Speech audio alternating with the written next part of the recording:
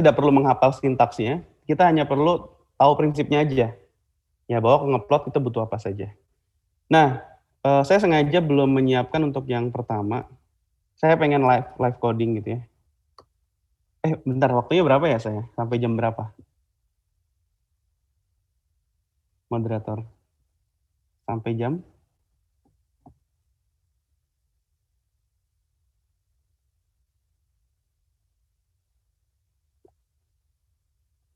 Sampai jam berapa nih?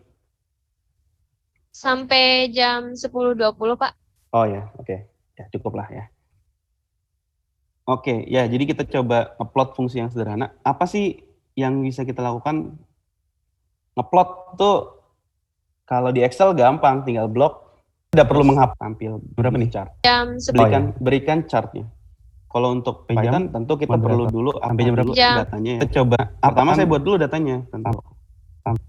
Ya datanya saya pengen fungsi apa sih? Saya mau fungsi apa by the way? Misalkan saya mau fungsinya fungsi sinus misalkan. Oke, saya pengen sinus gitu ya. Sinus X, saya mau sinus X atau PX ya. 2PX. Nah, Python nggak ada ya secara bawaan, P itu nggak ada, sin juga nggak ada. Tentu kita perlu mengimport ya. Import tools-tools yang berkaitan dengan numerik ya. P dan sin juga itu bagian dari numerik. Oke. Ini keberatan laptop saya. NP, terus sama nanti untuk ngeplot saya akan gunakan, ada banyak ya tools untuk ngeplot yang mudah. Kita gunakan matplotlib.pyplot.splt. Udah ada suggestion-nya. Matplotlib adalah tools yang cukup baik untuk ngeplot ya, karena sederhana, interface-nya mudah digunakan, mirip MATLAB.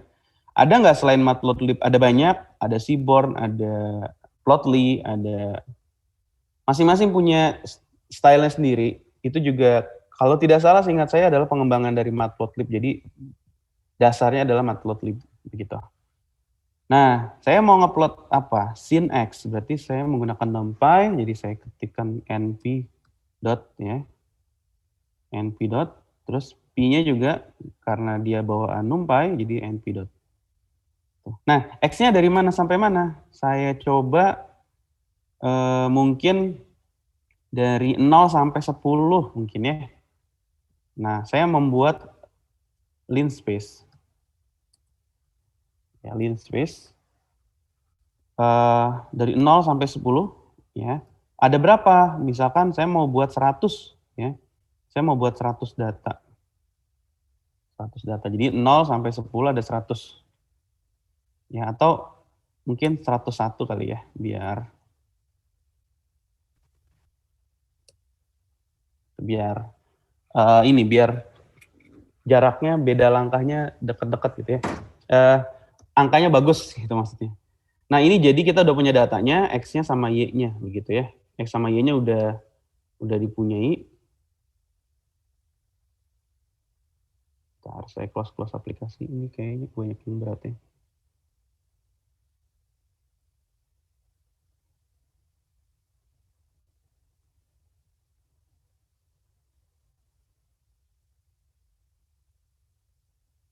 Oke. Ya, nah sekarang kita tinggal ngeplot. Gimana cara ngeplot? Plot itu butuh X dan Y, jadi kita butuh koordinat, maka kita panggil myplotlib ya, plt.plot.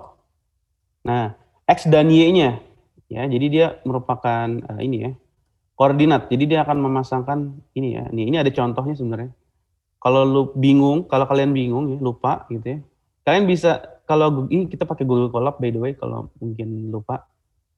Ini ada panduannya kalau bingung.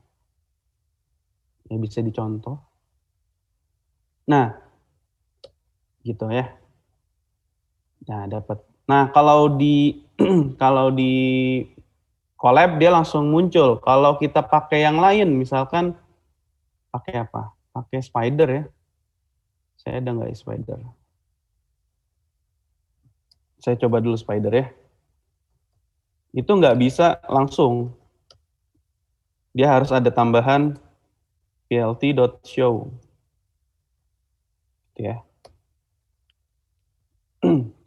Nah, ini sama aja muncul karena dia Jupyter atau notebook dia prinsipnya adalah menampilkan begitu diminta gitu ya, kurang lebih. Nah, kalau pakai editor yang lain itu perlu disajikan. Contohnya tadi kalau saya pakai Visual Studio Code, kita perlu ada PLT show gitu ya. Atau pakai Visual Studio Code ya. Oh, ini udah jalan ya, Spider. Kalau masih ingat yang minggu lalu, pertemuan sebelumnya kita saya coba arahkan untuk install Anaconda. Tentunya di bawahnya, di dalamnya akan ada Spider. Bisa menggunakan itu editor. Ya, ini editor, salah satu editor. Contohnya ini apa ya?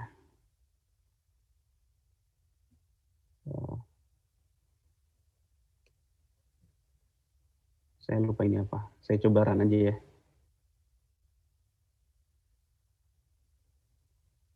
Ya, ini gambarnya, tampilan dari Spider cukup cukup menarik ya. Warnanya hitam. Nah, gini ya. Tuh. Nah, ini animasi ternyata. Dia kalau nggak ada PLT show-nya nggak bisa dia.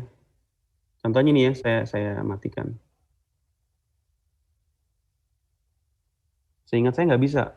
Terakhir, udah nggak pernah pakai ini lagi. Oh, masih bisa. Ya, karena dia animasi ya. Karena dia animasi. Animasi dia terlepas dari itu. Coba kita copy yang tadi ya ke editor ini. Kita pindah ke Spider coba.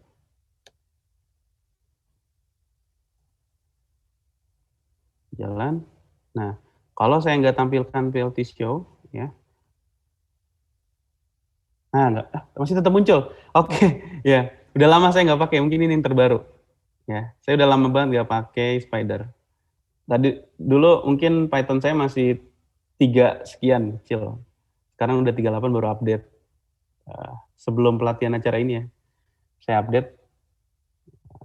Ya waktu acara pertama saya update. Oh ternyata banyak yang berubah. Oke, ya. Ya, oke bagus. Nah itu, jadi ternyata nggak perlu ya, nggak penting show-nya. Tapi mungkin ada beberapa, kalau pakai konsol itu bisa jadi penting ya. Kalau pakai terminal. Nah, ini ya, ini adalah contoh plot fungsi sederhana. Kita bisa main-main kan, mau kita rapetin ya, jadi 201 gitu. Bisa juga tentu konsekuensinya adalah jadi lebih rapih ya, tapi lebih berat. Gitu. Bisa nggak yang lebih kecil lagi, misalkan 21 gitu. Bisa, tapi patah-patah gitu ya. Nggak begitu detail gitu.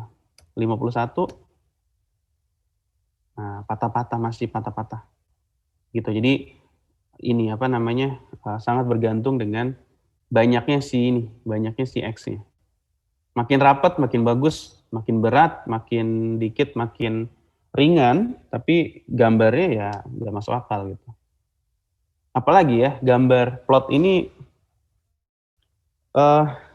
bisa nggak dua plot lebih dari lebih dari satu plot bisa nggak kita gambar? Bisa, ya menggambar lebih dari satu plot.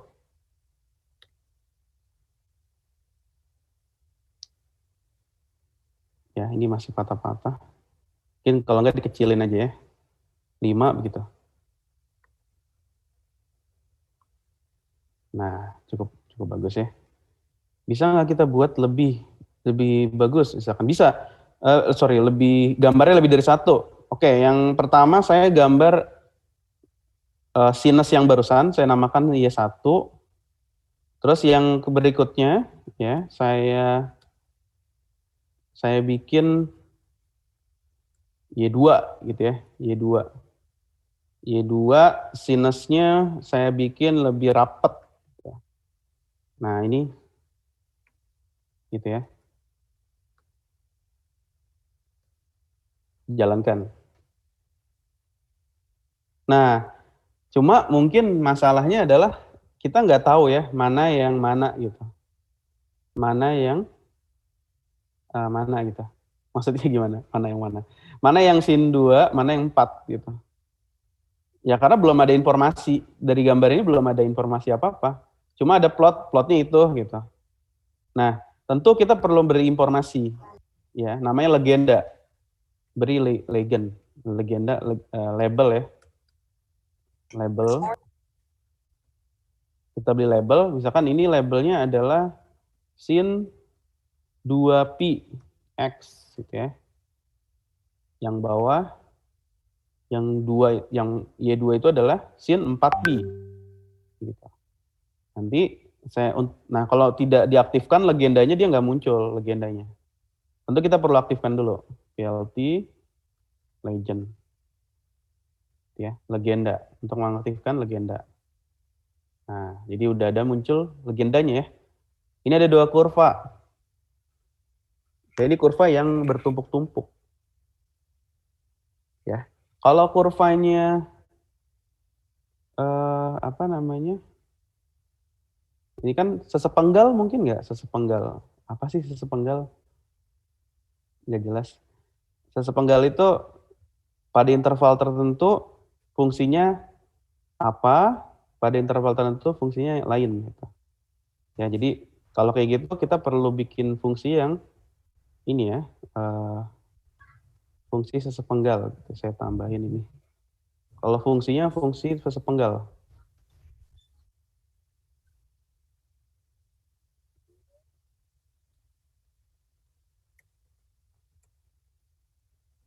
Piecewise kalau bahasa Indonesianya ya.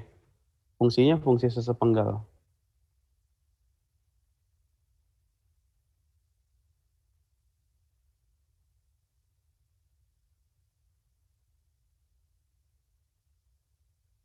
Berarti saya perlu definisikan. Jadi saya pakai sin, saya pengen di 2,5 ini nanti ada peralihan. Jadi dari 0 sampai 2,5 sin 2pi, terus kemudian 2,5 sampai 5 sin 4pi. Gimana caranya? Pakai ini, pakai fungsi ini ya, definisikan fungsi piecewise. Piecewise. Masukkan x-nya. Saya gunakan argumennya x. Ya. Terus bagaimana lagi habis itu? Saya gunakan kondisional if ya. Karena saya pengen kalau, tadi kan saya bilang kalau kurang dari 2,5, saya maunya sin 2pi. Berarti saya pakai ini. Ya. Saya bikin dulu y-nya itu adalah sebuah vektor 0 ya, yang mirip ukurannya dengan x. Zeros like x. Nah, terus apa lagi? Saya hitung panjangnya dulu biar loop-nya jelas ya. Nanti saya mau buat loop. N sama dengan len dari x. Oke, saya for dulu deh. For dulu. For j-nya dari ini ya, dari 1 sampai dari 0 sampai n. Gitu ya. Nah, kalau if nah di sini kondisionalnya tadi. Kalau xj-nya kurang dari 2,5, gunakan fungsi ini ya. YJ-nya sama dengan sin 2pi. Nah, sebaliknya ya. Sebaliknya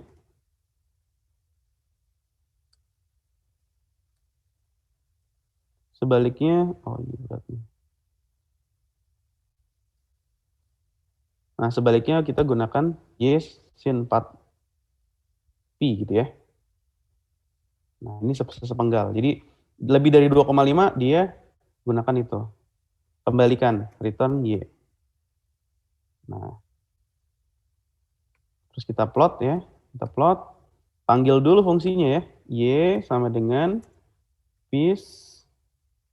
Kita gunakan dulu piecewise x. Ya, kita nggak pakai legenda, nggak perlu penjelasan. Gimana jadinya?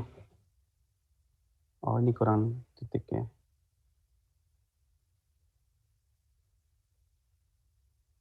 Apa Oh ini, X-nya belum dibuat indeks ya. Boleh sih, nggak pakai loop juga bisa. Cuma, nah kayak gini jadinya. Ya, jadi interval yang kiri, ya interval 2,5 sebelumnya, itu fungsi yang sin 2pi, ya lebih renggang-renggang. Terus yang setelahnya dia gunakan sin 4pi, lebih rapat. Nah kayak gitu ya fungsi sepenggal. Ya, jadi buat ya sekedar buat ini aja. Kalau misalkan yang lain boleh nggak? Boleh-boleh aja. Mau eksponen gitu bisa. Ya. Yang penting prinsipnya kalau kita punya fungsi sepenggal, ya kita langsung gunakan if conditional if. Bisa nggak saya ganti ini 2 tambah gitu? Bisa-bisa aja. Hasilnya gimana? Tentunya nggak continue.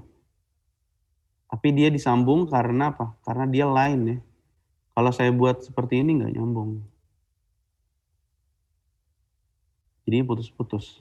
Oh ya, line style ya. Ini penting juga nih line style. LS, ya LS sama dengan line style. Jenis garisnya apa yang mau kalian buat?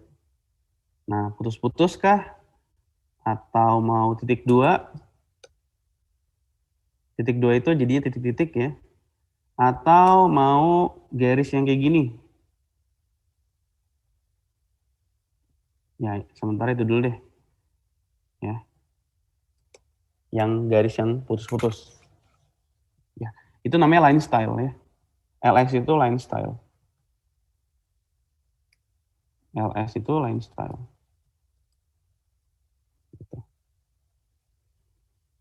Nah, tentu ini masih sudah bagus, cuma belum informatif juga ya. Karena kita belum tahu nih sumbu X itu apa, Y itu apa. Kita namakan ya, plt.xlabel,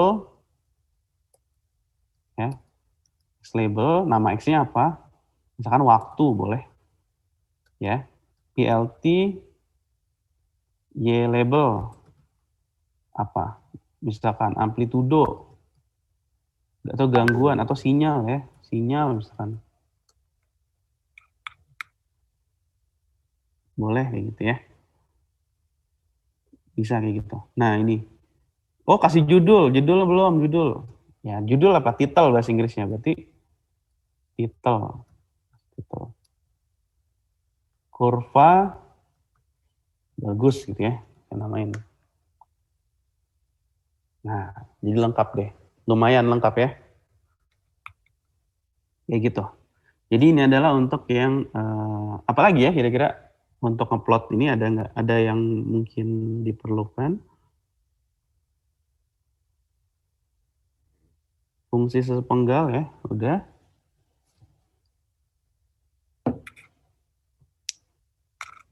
Oke, kalau sementara mungkin cukup ya. Nanti kita coba lengkapi.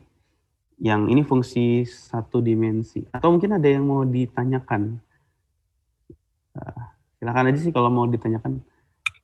Bikin fungsi apa Pak? Misalkan, silakan coba. Ya. Sementara ini dulu mungkin untuk yang satu dimensi. Nanti kalau ada yang perlu dilengkapi, kita balik lagi ke sini.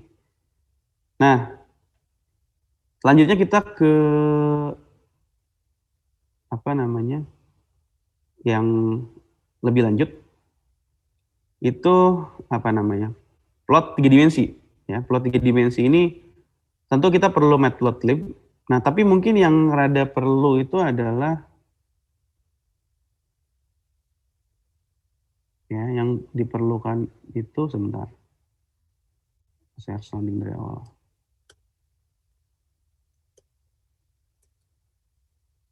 Nah, ini udah tadi ya, nggak perlu di load lagi. Nah, ini mplot 3D. Mplot 3D ini apa sih? Sebenarnya dia adalah untuk memproyeksikan 3 dimensi gitu. Untuk keperluan ngeplot 3 dimensi. Jadi kita perlu import dulu dia. Ya. Supaya kalau udah diimport ini ya, mplot 3D nanti kita bisa proyeksi gunakan proyeksi 3 dimensi. Kenapa? Karena layar kita kan 2 dimensi. Layar kita 2 dimensi. Dia nggak bisa menampilkan 3 dimensi. kalau tanpa ada proyeksi.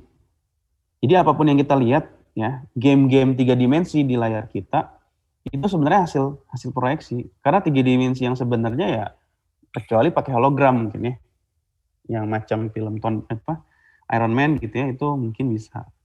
Tapi kalau sejauh ini mungkin belum ada secara komersil ya, seperti itu. Nah, berikutnya saya mau coba ngeplot fungsi fungsi apa namanya? Saya tulis dulu kali ya. Fungsinya permukaan ya, kalau di kalkulus pengubah banyak mungkin yang pernah ngambil ya. Permukaan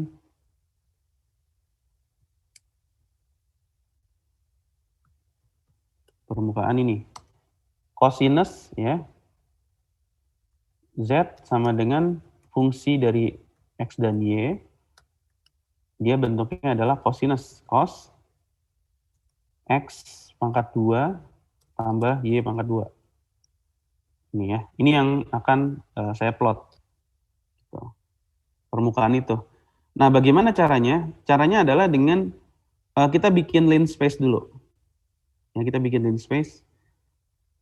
Ini outer nih sebenarnya ini ya. Kayak bikin line space. Tapi dia coba kita running dulu aja ya. Kita running dulu. Nah, sebelum lihat hasilnya, mungkin kita lihat dulu X-nya itu seperti apa. Nanti kalian coba bisa lihat bentuknya seperti apa X-nya itu. Nah, X-nya itu adalah duplikasi ya. Duplikasi. Jadi minus 2, 2, 2, 2, 2, nanti ke sana minus 2, 2, 2, 2 gitu. Karena kita pengennya X-nya itu berupa matriks gitu. Koordinat X-nya itu berupa matriks. Nanti akan dipasangkan dengan Y. Gitu. Jadi ini min 2, 2, 2, 2, 2, min 2, min 2, min 2, terus min 1,8 dan seterusnya diduplikasi ya, diduplikasi. Kalau X aslinya itu adalah line space yang tadi ya. Line space yang tadi. Ya, nanti kita coba cari contoh lain yang lebih mudah ya. Ini jadi diduplikasi. Nanti ada mesh grid, kita coba pakai mesh grid. Barangkali itu lebih mudah dipahami. Kalau ini harus sama ya, 30 ini 30. Mungkin nggak bisa, mungkin bisa nggak sama mungkin. Saya belum coba ini. Saya belum pernah coba memainkan 30-nya. Ya, jadi domainnya adalah min 2,2 ya. Demikian juga dengan X-nya. Terus plotnya adalah ini. Y-nya juga sama karena di copy ya. Y-nya X.copy. Kenapa nggak Y sama dengan X? Terus ditranspose. Kenapa? Karena ini namanya ini ya. Kadang gini. Ketika kita melakukan sesuatu ke X, nanti Y-nya ikut keubah gitu. Kalau kita nggak melakukan copy. Gitu ya. Jadi cuma disamakan. Jadi perlakuan. Nah itu saya kadang menemukan fenomena yang kayak gitu. Saya ngubah X-nya, Y-nya ikut berubah. Kenapa? Karena disamakan nilainya gitu. Jadi Y sama dengan X. Nah ini X-nya di copy supaya isinya adalah kopian dari X ya. Terus kemudian ditranspose. Nah, terus Z-nya itu adalah tadi fungsi permukaan yang tadi ya. Terus saya definisikan gambar. Ini kita bisa membuat ukuran ya di sini, argumennya. Terus kita bisa buat proyeksinya, kita definisikan. Kita pengen proyeksi 3 dimensi. Kenapa? Karena emang nggak pernah ada plot 3 dimensi itu. Semuanya proyeksi yang kita lihat. Yang 3 dimensi apa? Ya yang ada di dunia kita, yang kita bisa pegang gitu ya. Meja misalkan, gedung itu ya 3 dimensi. Yang kita lihat saat ini. Nah kalau ini kan kita nggak bisa pegang kan, yang di layar, jadi namanya proyeksi. Nah nama fungsinya adalah plot surface ya. Surface X, Y, Z. Ini simap nggak terlalu penting ya. Ini cuma biar gambarnya bagus aja ada warnanya. Gitu. Terus saya kasih gambar warna, namanya plot permukaan, saya set variable dan seterusnya. Dapatlah ini. Ya ini adalah plot dari cosinus X kuadrat dan Y kuadrat plus Y kuadrat. Ini ya. Jadi bagus kayak bunga ya gambarnya. Kalau diterusin jadinya jelek. Oke, kalau sampai 2 doang masih lumayan rada bagus ya. 3 gitu ya udah amburadul, kita nggak bisa ngelihat ya karena osilasi. Nah gitu ya udah nggak bisa kelihatan ya. Sulit memahami gambarnya. Ya kita ngeplot yang sederhana-sederhana dulu ya. Karena yang sederhana kadang biasanya mahasiswa nggak bisa yang sederhana tuh. Bisa yang canggih-canggih. Ya makanya kita coba belajarin yang sederhana supaya ya enggak sih, beberapa mahasiswa doang. Yang bisanya canggih-canggih doang. Ya, back to basic kadang penting. Ya itu, gambar ini ya, gambar permukaan. Ya ini tentunya akan membantu kita dalam belajar kalkulus probabilitas banyak ya. Oke, ini Z-nya nggak kelihatan ya karena kepotong ukuran gambar. Oke, nah terus saya mau coba sisipkan materi kalkulus probabilitas banyak, atau mungkin matematika dasar tingkat 2, matematika dasar 2, persamaan bidang singgung ya. Di sini ada case persamaan bidang singgung dari permukaan yang kayak gini. Permukaannya itu bentuknya 3 tambah X kuadrat tambah Y kuadrat ya. Nanti kalian akan mungkin bisa sambil ini ya, hands on ngoding di sebelahnya side by side, atau mungkin nanti bisa lihat ininya filenya. Ini silahkan aja ambil ya. Nanti ada linknya untuk mendapatkan ini. Atau nanti minta sama panitia, saya udah serahkan ke panitia. Ini, terus kemudian di titik min 4,3. Nah, tentu kalau kita pengen bikin bidang singgung, kita perlu cari gradiennya dulu ya, gradiennya, terus dibikin garis bidang singgungnya. Ya, persamaan bidang singgung beda dengan persamaan garis singgung. Kalau bidang ya tentu 3 dimensi ya. Kalau garis ya 2 dimensi. Nah, prinsipnya kurang lebih sama tadi, cuma saya bikin aja satu ya. Yang tadi persamaan bidang singgungnya udah saya turunkan ya, udah saya dapatkan. Saya hanya perlu menuliskan persamaannya. Nah, lagi-lagi saya gabungkan gambarnya. Tadi kan udah ya, plot 2 dimensi, kita nambahin kurva ya. Itu cuma nambahin aja di bawahnya. Ya. Semudah itu. Sama yang barusan kita punya surface untuk yang X, Y, Z. Z itu adalah yang tadi. 3 tambah X kuadrat per 16 dan seterusnya. Saya tambahin di bawahnya itu adalah Z singgung. Ya. Saya jalankan. Nah ini. Jadi ini adalah garis singgungnya di sini nih. Di titik min 3,4. Ini tentu mungkin perlu ini ya, perlu sudut pandangnya diatur. Ya tuh, ini kurang begitu kelihatan ya. Nanti kalian bisa coba mungkin coba sendiri ya. Ini nggak begitu kelihatan lagi, 260. Nah, ini sebenarnya memotong di situ ya, menyinggung bukan memotong. Tadi udah bagus ya 270. Kalian bisa main-mainkan itunya view-nya. Kalau dipakai spider kayaknya bisa bisa dimainkan. Coba kita copy paste aja ini. Saya copy paste. Oke, belum ada import. NumPy.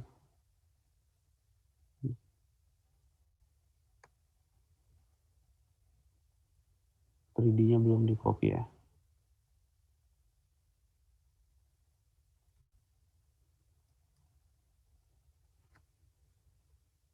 Nah ini, seingat saya bisa diatur.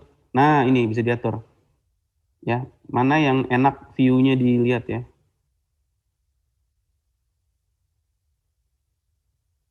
Tuh, dia ngepotong di situ ya. Nyinggung pas banget di titik itu. Di zoom aja. Nah itu bisa dicatat tuh view-nya ya, view yang terbaiknya bisa dicatat.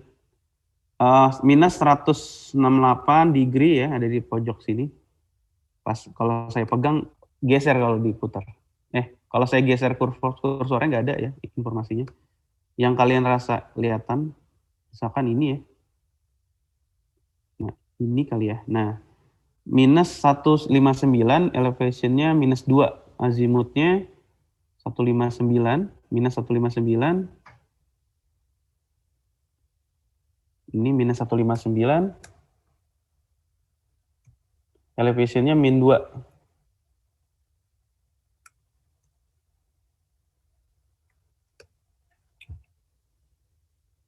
Nah, dapatlah gambar yang barusan ya.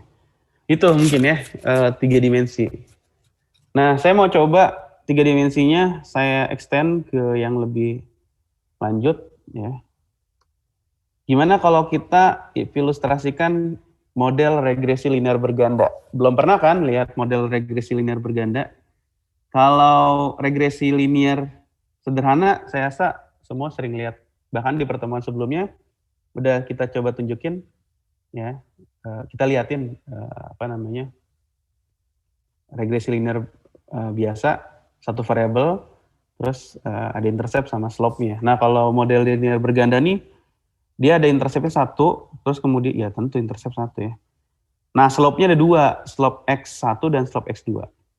Nah, ini saya dapat dari data mahasiswa KP, atas nama Laura Anggreni, 2017. Ya, jadi waktu itu KP-nya tentang regresi linear berganda. Saya coba, yuk coba kita ilustrasikan gimana sih hasilnya. Kayaknya kalau model linear berganda cuma dapat persamaan doang, kita nggak menarik gitu, bukan nggak menarik ya, nggak bisa kebayang gimana sih hubungannya. Hasilnya kayak gimana sih yang kayak gini tuh kalau diplot. Nah ini datanya ada data luas lahan, data ketinggian, sama data hasil produksi kopi daerah ya di Kabupaten Tanggamus, kecamatan ya, per kecamatan. Nah, di run, terus masih ingat yang pertemuan sebelumnya ada pandas, kita buat dulu dalam data frame. Nanti kita coba ini ya, apa disebutnya, estimasi ya. Beta 1 sama beta 2-nya gimana sih? Nilainya, masa saya ngitung sendiri? Nggak mungkin saya ngitung. Mungkin sih nulis-nulis itu, mendingan saya pakai aplikasi. Sekalian sambil menyelam minum air. Ya, saya bikin ininya dulu, bikin X1 dan X2-nya. Beta 1, beta 2-nya belum ada, belum dihitung. Sebenarnya udah, cuma kita hitung lagi. Nah, ini saya gunakan linear model dari package-nya sklearn, ya, scikit-learn. Kalau bawaan Python, saya kurang tahu ada apa nggak ya. Coba aja di sini, ya di bawaan Python. Maksud saya di bawaan Anaconda ada nggak? Import sklearn.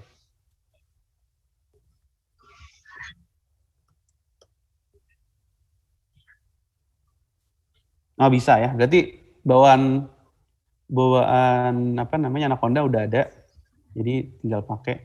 Nah, kalau masalah gini teman-teman, kalau kita pakai Google Colab, kadang kita dimanjain banget. Ya, dimanjain banget. Karena semuanya udah ada di situ. Hampir selalu ada. Bahkan lebih lengkap daripada Anaconda, sehingga kita begitu pakai Google Colab terus pindahin ke komputer, kok nggak running? Ya karena ada yang nggak diinstal. Ada yang belum diinstal. Ini stat model kayaknya nggak tahu ada nggak ya? Stat model itu maksudnya package model-model statistik ya. Saya nggak tahu di komputer udah ada atau belum ya. Ini siapa yang belum mute ya?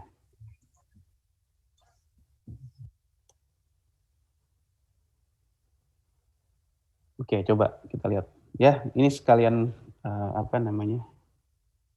kayaknya ada ya, kalau loadingnya lama ada, mungkin berat soalnya. Ada berarti, kebetulan ada. Kadang ada yang nggak ada. Contohnya ini, import.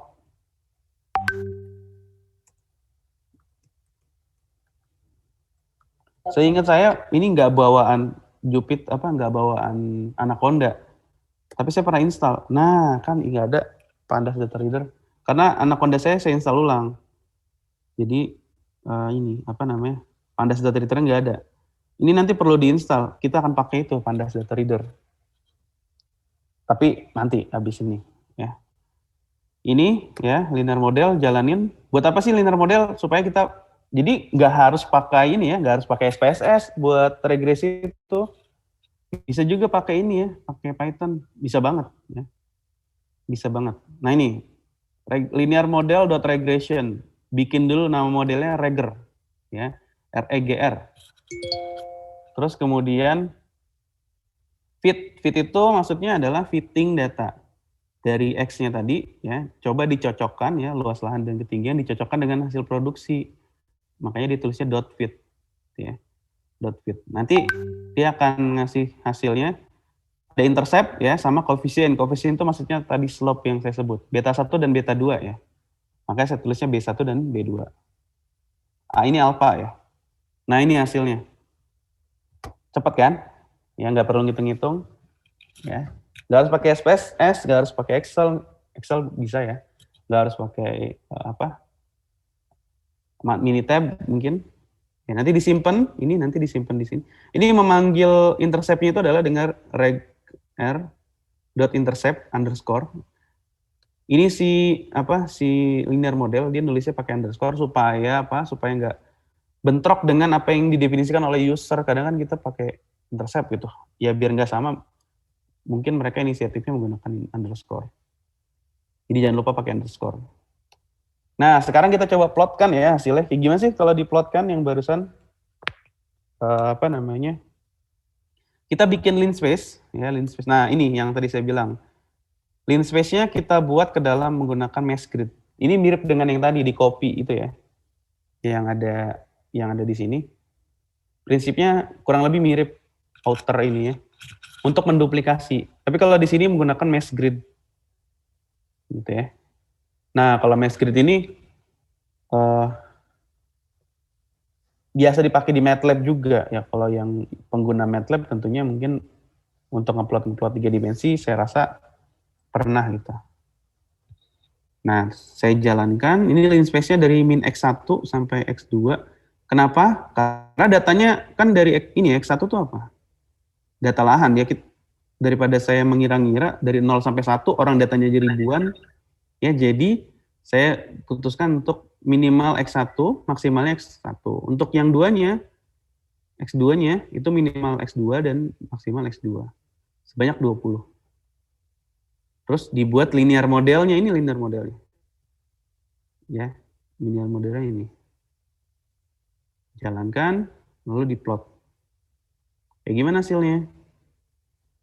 Nah, gini. Jadi lebih ini ya kelihatan ya. Oh iya ya benar, emang dah ini si ketinggian dan luas lahan mempengaruhi hasil produksi. Lihat aja titik-titik datanya menyebar di sekitar bidang ini ya. Jadi regresi ya, kalau garis tuh di 2 dimensi, kalau di 3 dimensi namanya bidang. Kalau di 4 dimensi nggak tahu namanya apa. Ya. Mungkin ada tapi nggak tahu. Gitu ya. Ini jadi contoh aja ya penerapannya di bidang statistik ya. Gitu.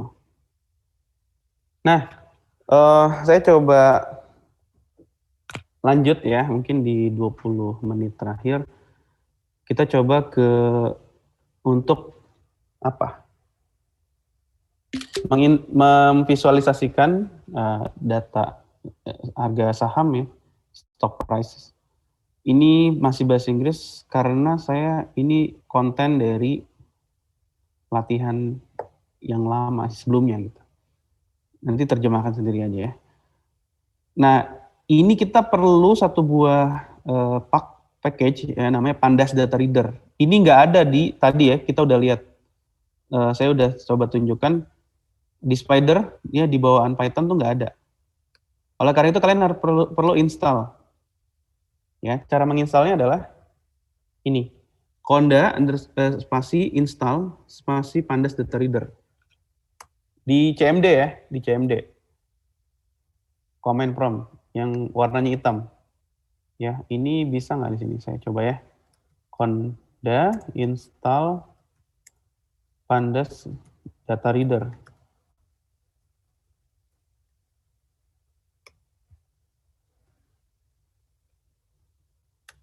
Nah, kita install. Buat apa sih? Karena saya pengen download datanya langsung dari Yahoo Finance. Ya, boleh nggak dari LQ45? Bisa juga dari LQ45. Cuma saya terlanjur bikinnya pakai ini apa namanya? Pakai Yahoo Finance. Dengan nanti kita coba datanya, ini lagi download ya, sambil download mungkin saya coba jelasin. Kita akan coba visualisasikan harga saham untuk BCA, BNI, dan Mandiri. Ini yes aja, 2 MB doang.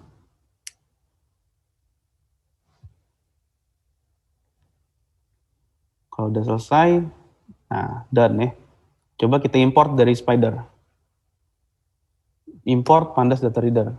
Nah, berhasil ya sekarang. Karena udah terinstall. Ya. Kalau misalkan kalian nggak bisa melakukan yang ini ya, Conda install pandas data reader, artinya ada yang kurang dari instalasi sebelumnya. Panduan instalasinya sudah saya kirimkan ke Himatika. Kalau ada yang mungkin butuh, tinggal hubungi panitia. Itu ada satu langkah yang penting banget, terutama langkah yang ada warning ya. Nah itu harusnya diklik supaya nanti bisa melakukan hal yang kayak gini. Conda install pandas data reader. Atau alternatifnya kalian bisa menggunakan Anaconda Navigator.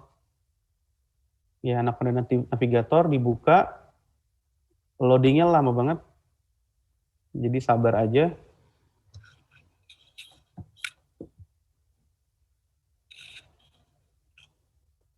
Nanti di situ ada informasi tentang package, bisa diinstal dari situ. Itu alternatif dari ini ya. Tapi mungkin runningnya harus pakai administrator ya. Jadi klik kanan, run as administrator. Kalau di saya nggak ada. Jadi kalau misalkan ini aplikasi, klik kanan, ya, run as administrator gitu. Supaya bisa install. Nah ini udah muncul Anaconda Navigator. Terus apa? Ini tampilannya baru lagi. Nah ini environments, ya, environments. Terus kemudian nanti cari di sini yang not install, cari pandas data reader. Gitu. Karena saya udah terinstall ya nggak ada gitu ya. Oh sorry, di sebelah kanan ya. Nih udah terinstall ya. Ini karena udah terinstall ya udah nggak ada gitu ya. Nggak apa namanya udah centang gitu ya. Tuh nggak ada kalau di not install. Gitu ya. Jadi bisa install melalui terminal atau melalui apa namanya command prompt gitu ya. Nah kalau di Google Colab sendiri itu mungkin ini ya, Google Colab itu masih pakai pandas yang lama, pandas data reader yang lama. Demikian juga yang pandas. Jadi mungkin kalian perlu melakukan instalasi yang kayak gini ya, pip install dash upgrade pandas, artinya ini install upgrade-nya doang sama upgrade pandas data reader. Kalau enggak, tetap bisa diimport, tapi nanti nggak bisa download datanya, nggak bisa scraping datanya nggak bisa di scrap gitu. Ya bukan scrap sih, cuma reader doang gitu. Jadi ini dijalanin aja. Apapun yang terjadi nggak perlu dipahami ya. Ini mungkin kalau yang tertarik dengan sistem operasi ini dia lagi nginstal ini ya. Ini karena saya sebelumnya udah saya update ya, udah saya upgrade sebelumnya jadi berhasil. Tapi kalau kalian belum, ini perlu banget.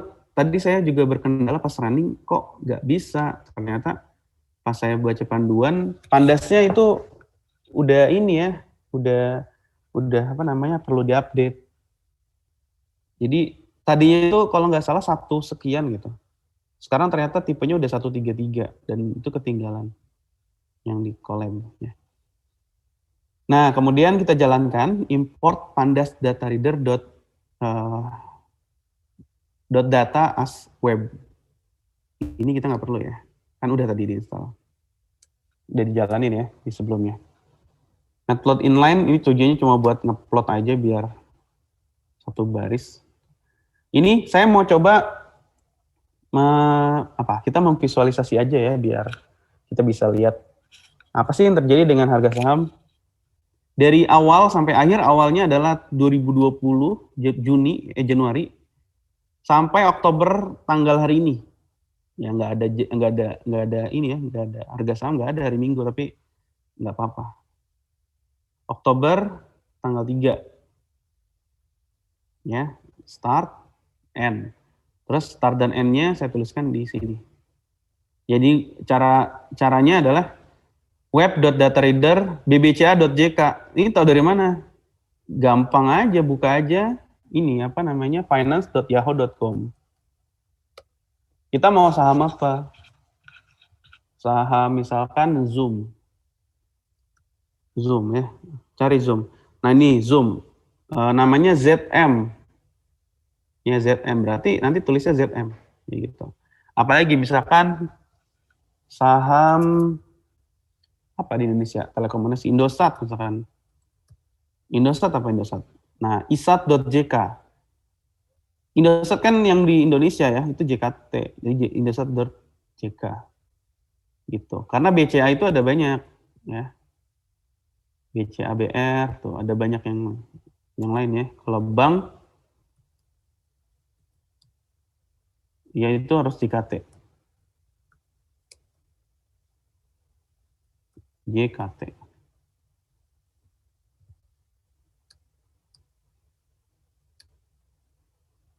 Ya. Ya itu nanti cari deh.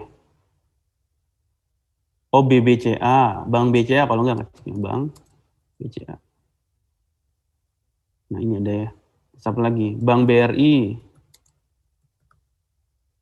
Ya ini nggak munculin, biasanya muncul.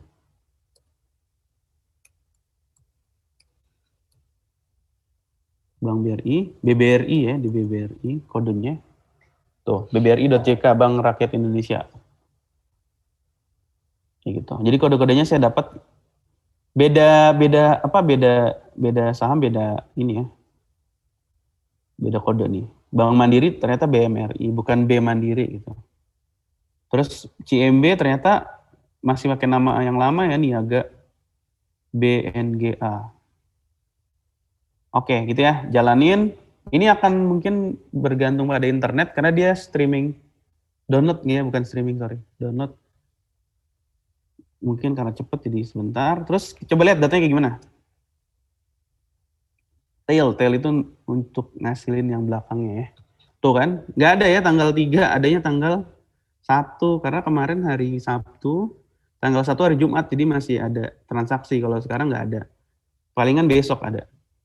Senin ya.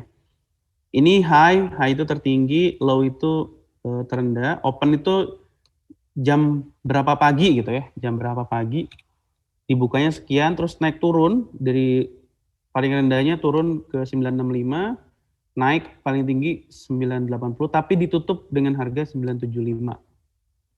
Gitu ya. Kayak gitu, ini volumenya ya.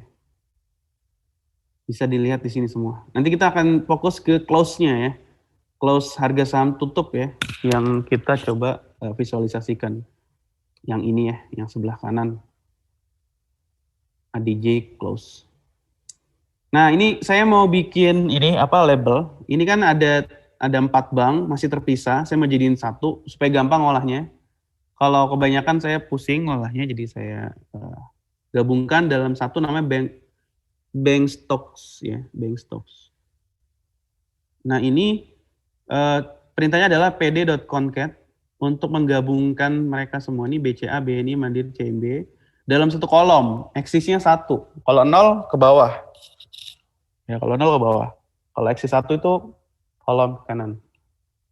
Kata kuncinya adalah tickers. Tickers ini nanti kalau saya bilang bank stocks BCA, maka ya yang diambil adalah yang BCA. Tickersnya ngikutin di sini. BCA urutannya ya, BNI, Mandiri, dan CIMB. Jalankan. Kayak gimana hasilnya coba? Nah, gabungan ya. Jadi ini BCA nanti ada high, low, open, close volume. BNI nanti akan ada high, low, open, close volume, dan seterusnya. Ada Mandiri, CIMB, dan ya udah 4 doang ya. Ini nampilin 5 terakhir. Jadi sampai 1 Oktober. Tanggal 27 sampai 1 Oktober. Nah, ini saya namain nama kolomnya biar gampang. Ya. Kolomnya. Ini untuk kemudahan aja. Kita lihat ya. Tile.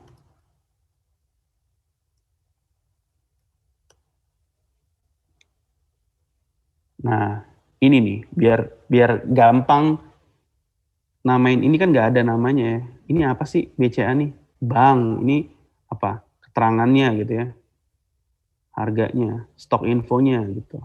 Jadi biar jelas, oh yang kolom apa? Yang atas ini namanya tanda banknya, yang bawah adalah stoknya. Gitu. Nanti ingat kita akan kelola yang close-nya. Ini nggak perlu ya.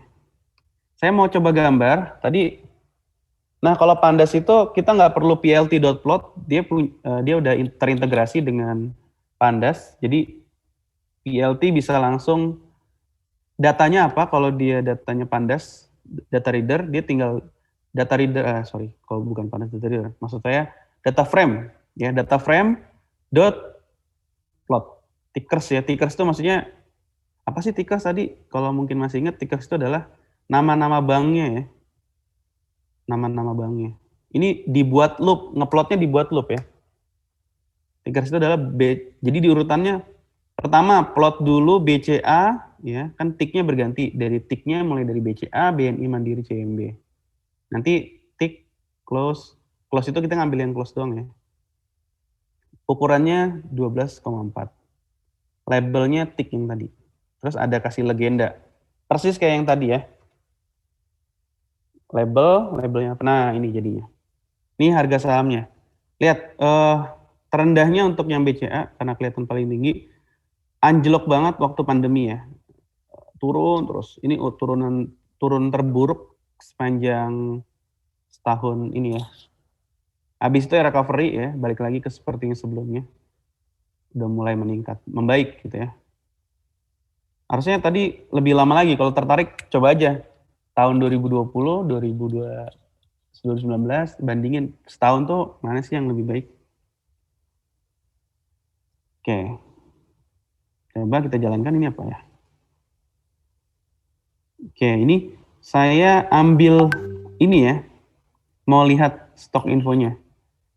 Untuk yang close.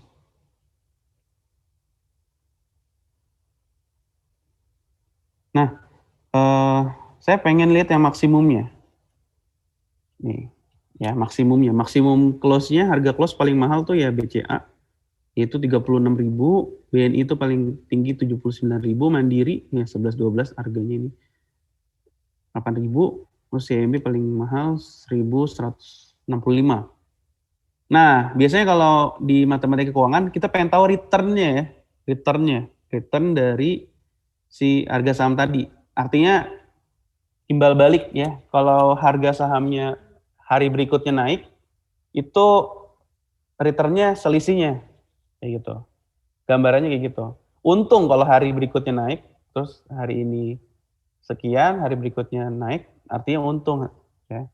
Karena dia memberikan untung si sahamnya gitu. Singkatnya yang mudahnya seperti itu. Gimana saya pengen bikin frame baru namanya returns untuk nyatet, karena kalau ngomongin harga saham kita cuma tahu harga saham tertinggi sama terendah. Kita kan nggak tahu kalau kita mau investasi beresiko nggak sih investasi kita. Nah kayak gitu-gitu ya. Coba kita bikin data frame namanya returns supaya saya pengen tahu ya returnnya itu mana yang paling returnnya itu banyak positifnya. Karena itu artinya menguntungkan, sering untung gitu. Kalau returnnya banyak positifnya. Kalau returnnya banyak negatifnya, meskipun ada positif tapi sering rugi gitu ya. Kurang lebih kayak gitu. Lagi-lagi tickersnya apa nih? Tickersnya yang tadi ya masih banknya yang sama. Nah, Di Python nggak di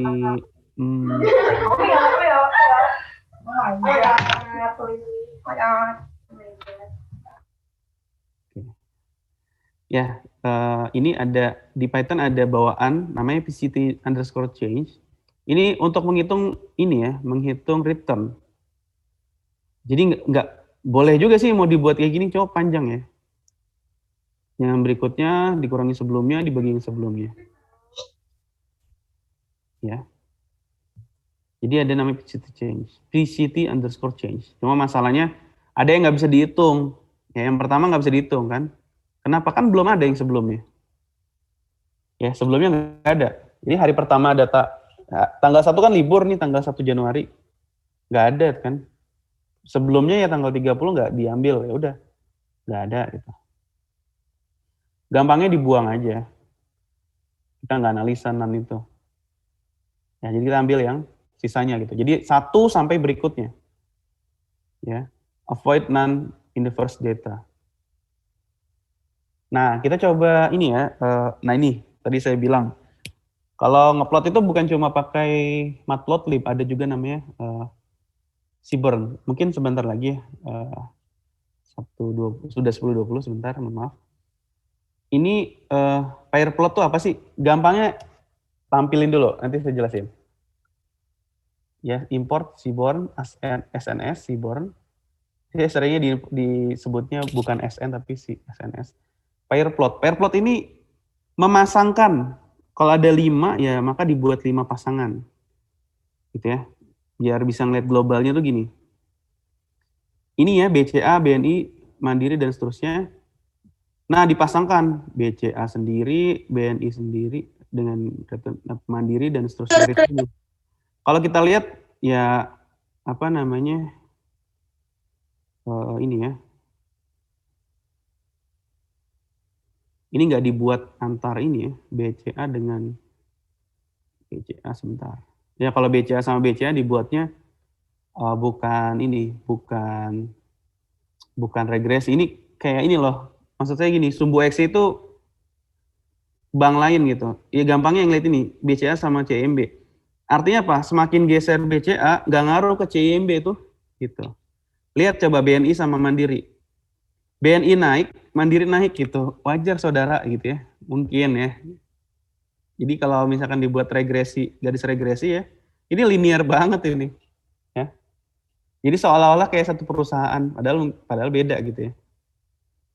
Itu mungkin apa namanya penjelasan sembrononya. Ya kayak dia ada relasi yang linear kurang lebih. Gitu. Mandiri sama CIMB hampir masih ada harapan mirip ya. Kalian bisa coba hubungkan yang lain ya, apa namanya saham-saham yang mungkin yang lain gitu. Atau mungkin bukan saham dengan saham, saham dengan curah hujan mungkin ya, bisa aja kayak gitu. Nah, kita pengen lihat nih dari returns nih, yang paling kecil tuh kapan terjadi? Berapa? Return min itu artinya apa? Return paling kecil, yang paling kecil tuh kita bisa lihat yang paling payah ini cukup Mandiri ya. Karena terendahnya itu returnnya atau ruginya, yang paling kecil tuh adalah Mandiri. Yang paling gede siapa? CIMB, artinya dia terendahnya itu nggak payah gitu, nggak parah gitu. Nah, kita pengen tahu kapan itu terendah. Sama semuanya ya. Dropnya itu ketika pandemi. Jadi bulan Maret ya. Yang paling pertama kali jatuh itu adalah BNI. Terus kemudian yang survive rada lama itu cukup Mandiri sama BCA ini di seminggu lebih gitu ya, hampir seminggu lebih baru ngerasain dropnya. Turun sih tapi drop terparahnya di beberapa minggu setelahnya. BNI pertama ngerasain drop ini drop terparah ya, bukan pertama kali drop terparah. Terus apa? Kapan dia maksimal? Nah, ini yang recovery-nya nih. Bukan recovery sih, tapi maksimal. Jadi lonjatan pertama yang paling tinggi gitu ya. Lonjatan tertingginya. Kalau BCA lonjatan tertingginya dia langsung ya, begitu drop tadi langsung Ini storytelling barusan ya, ini yang saya lakukan storytelling. Jadi dari data kita coba visualisasikan, kita coba telisik dari gambar tadi ya. Gambar kan sebenarnya ada mana return. Ada nggak plot return? Oh belum saya plot ya returnnya. Atau nggak usah lihat return sih sebenarnya dari sini ya. Ini turun terus ya selama pandemi awal-awal terus naik. Nah kita pengen tahu nih kapan sih yang naik banget tadi kapan pas tanggal berapa aja? Kalau biggest drop yang paling parahnya itu adalah ini ya sama rata-rata. Tapi regainnya itu kapan nih? Ada yang di tahun yang sama ya, ada yang Maret, ada yang Juni, ada yang Desember. Ya, lonjakan ini. Mandiri sama BCA bareng nih naiknya. Tanggal 26. Ini tanggal 26, lihat tanggal 26. 26 Desember, ini ya, nih naik nih tuh. Ini tanggal 26 nih, naik banget nih. Langsung recovery. Mungkin ada semacam upaya tertentu yang dilakukan oleh perusahaan mereka ya. Melihat harga stoknya turun, dibeli banyak mungkin oleh investor atau apa, sehingga harganya naik. Terus habis itu tetap turun ya, melawan, habis itu nanti, nah udah mulai membaik gitu ya. Itu terus apa sih yang bisa kita lakukan lagi? Nah ini kita pengen tahu yang paling beresiko sepanjang tahun ya, dari 2020 sampai 2021 saya rasa. Apa sih resiko itu? Kita pakainya mungkin bahasa statistiknya standar deviasi. Standar deviasi yang paling besar itu artinya yang paling beragam. Yang paling beragam itu berarti ini ya, jauh banget. Ya, misalkan kita rata-rata 0,5. Ya, kalau standar deviasinya 0,1 berarti ya paling nggak ada 0,6, 0,7 sampai 0,4 gitu ya. 0,1, 0,4. Nah, ini yang paling besar. Yang paling besar mana? BNI ya, berarti itu beresiko banget. Yang paling kecil BCA lebih aman daripada BNI. Itu cuma ngebaca dari histori aja. Ya, tentunya nggak bisa, pertimbangan untuk investment bukan cuma itu doang. Terus ada min itu ya rata-rata. Terus apa lagi? Nah ini pas pandemi, lihat nih, pas awal-awal pandemi, parah banget standar deviasinya, jauh lebih gede daripada yang setelah recovery ya sampai tahun 2021 sekarang. Lihat, fluktuasinya gede banget ini ya. 0,05, 0,06, 0,07 parah. Ini kan kecil karena mungkin udah rada stabil ya. Rada stabil. Mungkin kalau kita kecilin rentangnya dari 2021 awal sampai sekarang, saya rasa ini variansinya lebih, atas standar deviasinya lebih kecil lagi. Ini karena include yang pandemi yang awal-awal. Gitu ya. Terus apa lagi? Ini ada distribution plot atau plot distribusi. Apa sih ini? Untuk yang BCA ya. Ini plot distribusinya hampir normal ya. Hampir normal. Tapi kayaknya bukan normal sih ini, terlalu runcing ya. Nah ini dia returnnya, variansinya, standar deviasinya makin lebar standar deviasi ya, standar deviasi makin besar, tentu makin lebar si kurvanya, maka makin beresiko. Artinya returnnya kalau positif sih bagus, ya. Tapi kalau negatif, nah itu makanya disebut resiko. Resiko itu include keuntungan dan termasuk kerugian, gitu ya. Terus kalau yang BNI gimana? Nah ini coba kita regresi ya, plot regresi. Kalau di Seaborn namanya reg plot. Jadi ini udah termasuk. Kita cuma perlu ngeplot return untuk BCA dan BNI. Lihat ya, ini tadi yang kalau nggak salah tadi saya sebut Mandiri sama BNI ya, yang linear banget. Mandiri sama BNI. Coba kita lihat. Super linear banget ya, sumpah ini linear banget. Kayaknya gradiennya tuh 1 gitu ya, perfect gitu. Kayak gitu ya, ini regresi plot kurang lebih kayak yang tadi, cuma di 2 dimensi untuk 2 variabel aja. variabelnya adalah mandiri ya. Kalau mandiri naik, BNI naik gitu. Ada nggak yang negatif? Mungkin ada, tapi nyarinya saya nggak nemu gitu. Artinya kalau dia naik, yang satu turun, artinya yang itu kayak permusuhannya gampangnya kayak bermusuhan gitu ya. Atau berdampak kebalikan gitu ya. Ini ada lagi heat map. Ini informatif juga sebetulnya heat map ini. Heat map ini apa? Menggunakan koefisien korelasi ya. Core. Jadi fungsinya ini simultan, sorry ini terlalu berlebihan sebenarnya. Sambil ngeplot sambil ngitung korelasinya. Mungkin kalau ingat koefisien korelasi makin dekat dengan satu makin bagus. Artinya makin berkorelasi. Ini ada yang satu nih, ya iyalah BCA dengan BCA. Makanya dia korelasinya 1. Ya. Nah, lihat yang paling berkorelasi apa? Mandiri dengan BNI nih. Ya, lihat tadi dugaan kita yang di awal garisnya mirip ini banget ya. Ternyata emang korelasinya 0,95 yang paling berkorelasi berarti. Ya, 0,95. Gitu. Nah, itu aja mungkin yang bisa saya sampaikan terkait dengan visualisasi data. Banyak sekali yang bisa kita lakukan dengan visualisasi data. Ini hanya beberapa hal kecil yang saya bisa dan saya tahu. Ya, mungkin kalau ada kesempatan kita coba bikin animasi gitu ya di kesempatan yang lain. Tapi karena itu nggak mungkin di pelatihan, cukup lama untuk animasi itu. Karena kita animasi itu ada jenisnya, ada banyak, ada GIF, mau movie atau mau apa gitu ya. Terus apalagi kita pakai interface-nya web, jadi ada HTML, JavaScript dan lain sebagainya, itu jadi lebih kompleks gitu. Jadi nggak bisa to the point langsung jawab, langsung dikerjakan. Ini ya by the way ini adalah link ya, kalau mau diakses silahkan mau download ini. Bisa diminta juga ke panitia kalau misalkan tertarik dengan materi yang saya sampaikan. Semoga membantu. Itu saja, mungkin saya kembalikan ke moderator. Terima kasih.